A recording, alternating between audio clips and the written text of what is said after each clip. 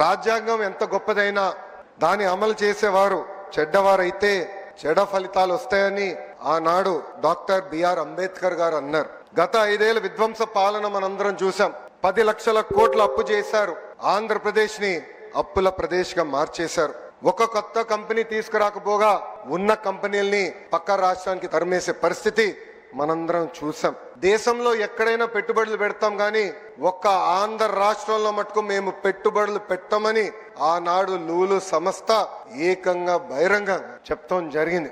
అలాంటి పరిస్థితిలో ఆనాడు ఆంధ్ర రాష్ట్రం ఉంది. ఒక్క రోడ్డు వేయలేదు.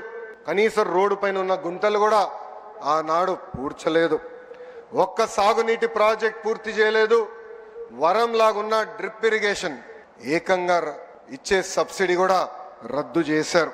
ఇంకా వెలుగొండ ప్రాజెక్ట్ పూర్తి కాకుండా ముందల్నే జాతికి అంకితం చేసే సందర్భాలు మనం చూసాం.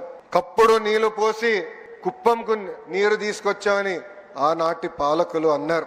కడప స్టీల్ ప్లాంట్ కి 2 సార్లు శంకుస్థాపన చేశారు. అక్కడ కనీసం ఒక్క ఇటుక కూడా పడలేదు. ఇంకా విశాఖపట్నంలో ఒక్క వ్యక్తి బతికేదానికి 700 కోట్లతో ఒక రాయల్ ప్యాలెస్ కట్టుకున్నారు తప్ప విశాఖ ఉక్కు గురించి కానీ అదే విధంగా రైల్వే జోన్ గురించి ఏనాడు మాట్లాడలేదు. 5 ఏళ్లు అరాచక పాలన ప్రజలు చూశారు.